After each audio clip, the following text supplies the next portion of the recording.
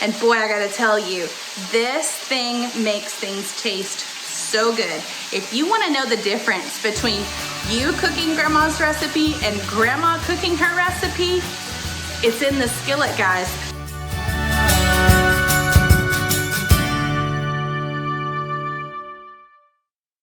So I am so excited to show you guys what Joe got me for Valentine's Day. A new cast iron skillet. Now I love cooking with cast iron, and I've always had a mixture of cast iron and Teflon nonstick skillets, and I've used both. But here recently, I have decided that I'm going to cook only with cast iron, and I tossed out all of my Teflon skillets. I had one 12-inch skillet, and then I had a couple of smaller cast iron skillets, but I just didn't have enough to do all of the cooking that I needed to do. And so when Joe asked me for a Valentine's Day idea, I had the perfect idea. I needed another cast iron skillet. Now, when I got started cooking with cast iron skillets, it was very intimidating to me. I had seen both of my grandmas and my parents use cast iron skillets for specific things. We always did our fried potatoes and fried chicken and things like that in the cast iron skillet, but I had never done it myself, and it was kind of intimidating. So I would have loved to maybe have just had a video like this that had somebody starting out with a brand new cast iron skillet and just how they went about seasoning it and getting it ready for everyday use. I will say that these skillets come and they say they are a seasoned cast iron skillet. They're gonna tell you that they're seasoned. Now, they might be like mechanically seasoned or like from the factory seasoned, but that's not the same thing as well seasoned. So you're gonna still have to season this skillet before you use it. Now you're gonna start out and you'll notice that these skillets are pretty rough on the inside. They are not smooth. They're far from being a non-stick skillet, and they show a little egg on the logo. But you are not gonna be cooking eggs in this skillet right away. It's going to need to be well seasoned and well loved. But if you do it right, this could be the start of a beautiful relationship. So you've got your brand new skillet, your brand new cast iron skillet. I really like the Lodge brand of cast iron skillets, but there are so many really good ones out there. But I have always bought Lodge and had good luck. So you're gonna start with your brand new skillet, and this is the 12-inch. I find that this is a really good size for most things that I cook. You can buy bigger or smaller. Doesn't matter, the seasoning and the way we're gonna care for these is gonna be the exact same. So we're gonna start with our brand new skillet, and you're gonna wanna, of course, take this label off, and there is some little sticky gummy stuff that holds this on. Just make sure you get it off as well. And now, I typically use as little soap on these pans as possible because it breaks down the oils that season the pan. So we typically try to use as little as possible when we're doing routine maintenance on these, but for this first time, I don't know where this skillet has been. I don't know who has touched it, what has walked on it in the warehouses, and so I'm gonna make sure to give this a really good wash, and I'm probably gonna use about a teaspoon of Dawn dish soap. I use the blue Dawn dish soap, and I'm not gonna scrub at it really hard, but I'm just gonna give it a light wash, get all of the yuck off of it, and I'm gonna do the back, the bottom of it, and the inside of it. Just clean it up really, really good before I get started in seasoning my skillet.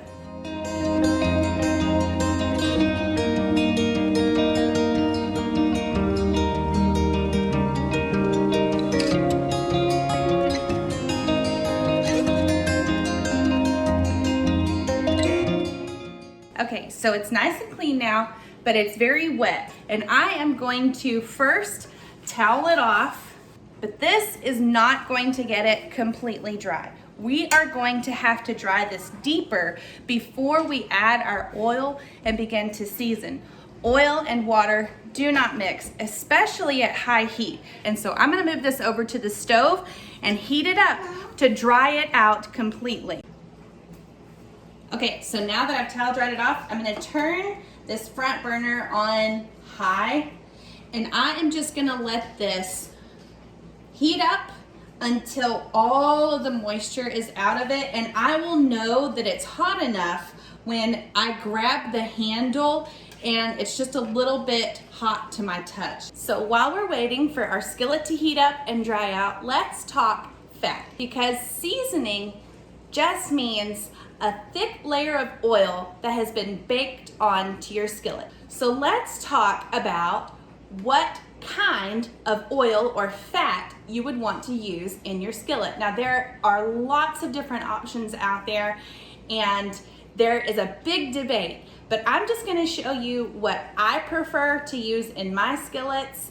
I've been cooking with cast iron for about 16 years, and this is what has worked for me. Now I've tried a couple of different things, and I finally found what I really like to use, 2 different types of oil that I like to use, and I've given up all the rest of them. So this is just my opinion. You'll find lots of opinions out there, but this is just what I use and what I like to use and what I find works well. So I don't know about you, but if you have been in a Southern woman's kitchen, you have probably seen something along the lines of this, a can of Crisco vegetable shortening. It was heavily used in both of my grandmother's kitchens and in my parents' kitchen, and this is what I started out using with my cast iron skillets. It's what I had seen be used in pie crust with any kind of fried potato, fried chicken, anything with a cast iron skillet. It seemed like they were seasoning their skillets with it and using it, but I might lose my Southern woman card after saying this, but I don't use this anymore. It works well for seasoning. I have to say that. It does work well. It makes a really yummy pie crust, and it has uses that are tasty. But I have found that this is not exactly what I want to be feeding my family or myself. It's not as healthy, and you can kind of research for yourself about vegetable oil, but I just don't like that it's not a natural product. It is very much a factory-made product, and it doesn't do good things for our health. And so this poor little can is probably gonna go in the trash after this, though you can tell I used it. Not gonna be using this anymore, not gonna buy it again. I have other better alternatives now, and I've learned since that there are much healthier ways of doing this that work just as well. So I'm sorry if I lose my Southern woman card, but not using this anymore. So throwing this out. So what do I use? Well, just here recently I have found that I really love coconut oil. Now I could go on and on about coconut oil. I'm gonna spare you the lecture on coconut oil, but I do have to say that this, for my cast iron skillets and a lot of my baking and a lot of the things that I do, this is a much healthier option, and it works just as well. I like to use a fat that is solid at room temperature. Coconut oil is solid at room temperature, and so this really gets a good glaze on the pan, and it sticks to it really well. Works wonderful for seasoning cast iron skillets, and it's very, very healthy. You can take it to a really high heat point, and it's wonderful. So many good things for your health with coconut oil, and it works just as well, in my opinion, in the cast iron as a vegetable shortening.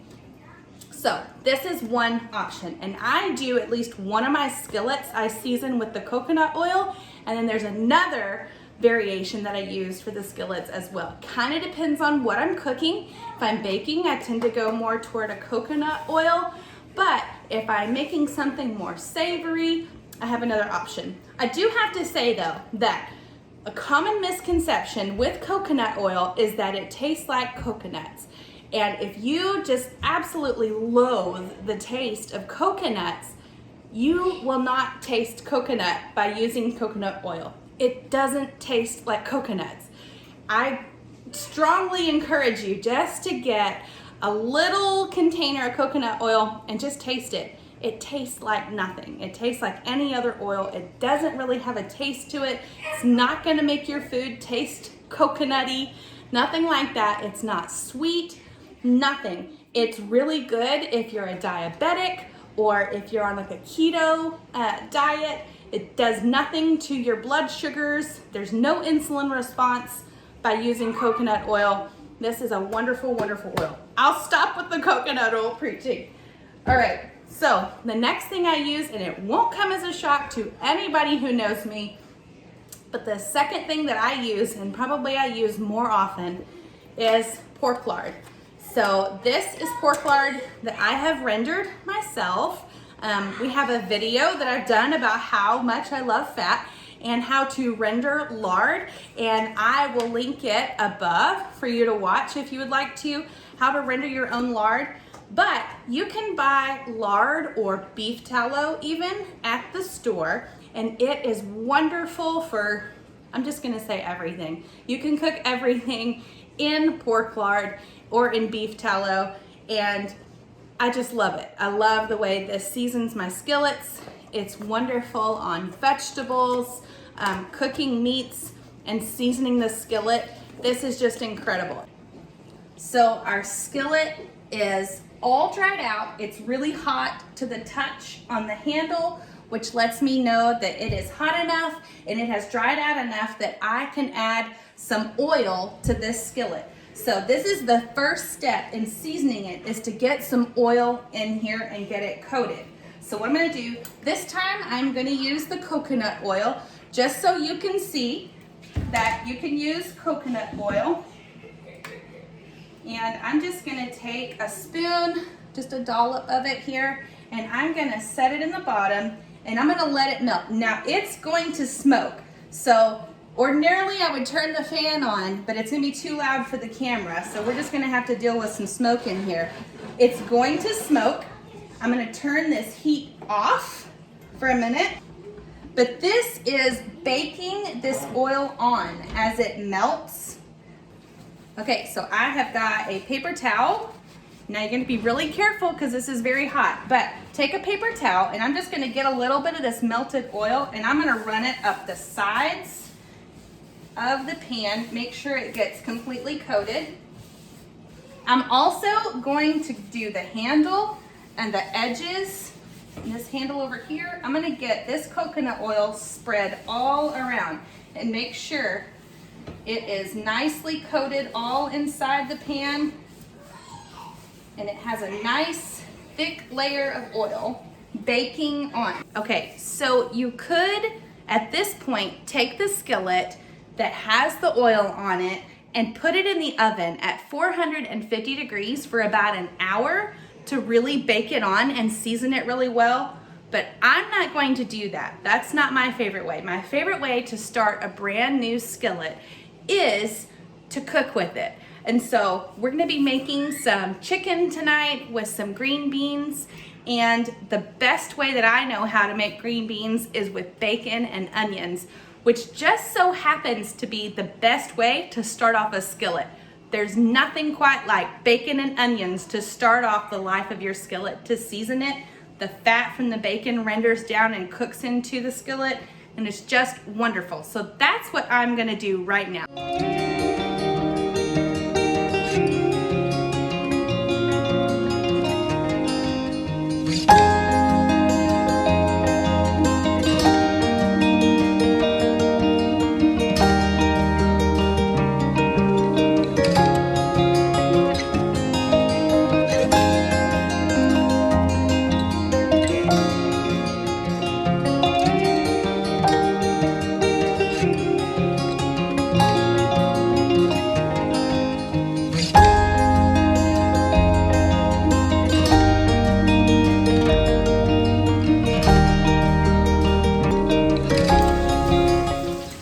Okay, so our bacon and onions have cooked down quite a bit. They're starting to brown.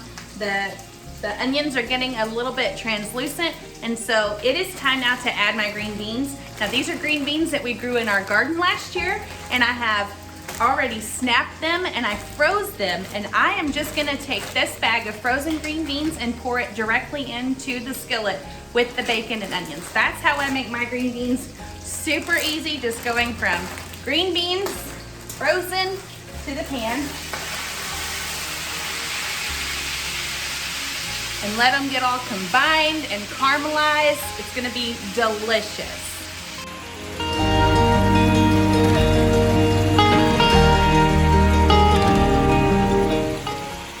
While we're waiting for the green beans, I wanted to show you the skillet that I have been cooking with for about 15 years now, and you'll be able to kind of see, hopefully, a difference between this skillet and the skillet that we just started with. The texture is much more smooth, and guys, I scramble eggs in this skillet a lot. I can fry an egg in the skillet, I can bake in it, it's good for biscuits. I do our Dutch pancake in it, and it just doesn't stick. With all of the use and proper care, this skillet has become non-stick. And so I don't even need those Teflon skillets anymore. This provides some iron in our diets, and it's not dangerous. I know the Teflon skillets, when they get too hot, I can't remember what temperature it is, 400 degrees or so. When it gets past that certain temperature, it releases chemicals that actually cause cancer. The Teflon skillets do. And they break down so fast, and they just don't last very long if you use them every day. This thing will be a family heirloom.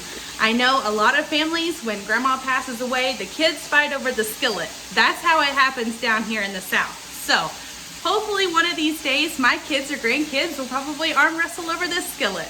That's my dream anyway. I hope it lasts that long, and we are off to a great start. After 15 or 16 years of use, this guy is like my best friend. I also have a couple of other skillets that I wanted to show you. This skillet came from Joe's dad, so my father-in-law, his grandma had 2 skillets that Hugh has since given to me, and I will be giving to Lucy. So that will be her great-grandmother's cast iron skillets. And you can see after years and years of use, this thing is nearly smooth. And so it's pretty cool. This is actually not a Lodge, it's a Benjamin and Medwin. Never heard of it. I'll probably have to research that and see. It's a smaller skillet, but this thing also non-stick, and it's an heirloom piece. This is what I'm talking about. They last so long, they become things that you pass down to the next generation. And boy, I gotta tell you, this thing makes things taste so good. If you wanna know the difference between you cooking grandma's recipe and grandma cooking her recipe, it's in the skillet, guys. All the flavor of grandma's food is in her skillet, and her seasoning. Years of use gives grandma's recipes just that certain taste that you just can't mimic. You can't copy it. It's all in the skillet. One other skillet, and this one's probably my favorite, probably the least useful because it's so small, but my favorite, because this one as well came from Joe's great grandma. And look at this thing, guys. It is like slick. It has been used so much that it is completely slick on the inside. Now I do my best to take care of these, but look at this, guys. There is no brand on the bottom of this skillet, just a cast number. Isn't that crazy? Just says number 3. It is so old and so awesome. Lucy already loves to use this. We'll bake a cookie in it and put some ice cream on it or something. This is her little skillet. She's very proud of it, and it is an heirloom piece that she'll take with her to her home when she gets one. And it's just so cool after years of use, the condition that this is in, and what a treasure it is.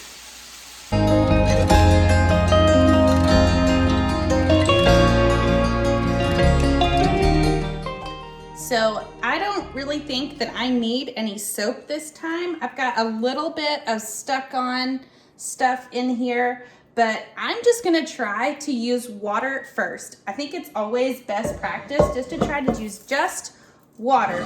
And then if you need it, a little bit of soap, but water only is gonna retain as much of the oil in this pan and the flavor from the last thing that you cooked as possible.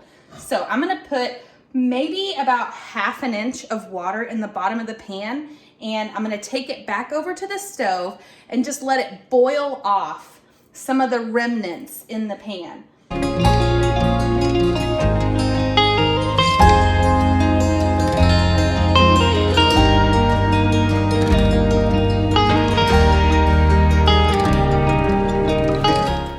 So now I'm just gonna take a paper towel and lightly rub the skillet dry. Just get the bulk of it off. As you can see, it got pretty clean with just, I'm gonna put it back on the stove over here, and I am going to turn it back on high heat to make sure that it gets extremely dry. And then to store it for the next use, I am just going to put more fat in it and heat it up until it smokes a little bit, and then I will store it away in my broiler. That's where I keep my cast iron skillets. It's just a nice, handy, out of the way place to keep them. So I'm just gonna let it heat up. All right, our skillet is hot, and just for the sake of doing both, I am going to use pork lard this time. So we used the coconut oil last time, and this time I'm gonna store it away with some pork lard on it. So I'm just gonna take a scoop here, just a little spoon, put it in the skillet, and I'm gonna let it melt down. And my heat is on high. I wanted the skillet to get really hot, and it did. It's melting my lard. And I'm just gonna kind of roll it around. I'm gonna pick up the handle of the skillet, not with my hand, because that would hurt, but I'm gonna just kind of roll it around, make sure the whole skillet gets coated, and you can see I'm smoking again.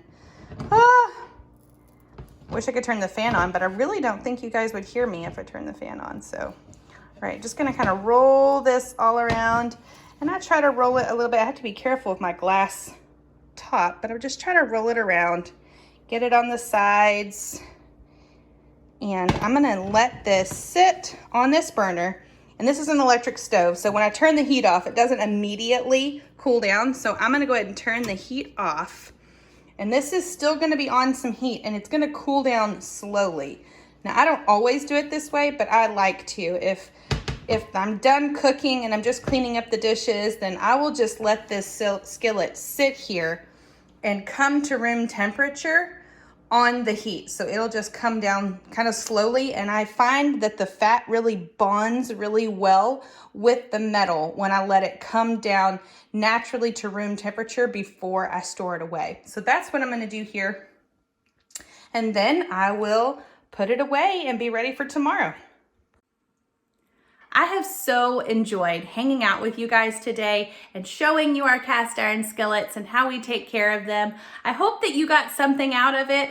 Maybe if you are interested in purchasing a cast iron skillet, or if you have one laying around and you're like me and just a little bit intimidated on how to get started, I hope that I've showed you how easy it is to get started and how easy they are to maintain.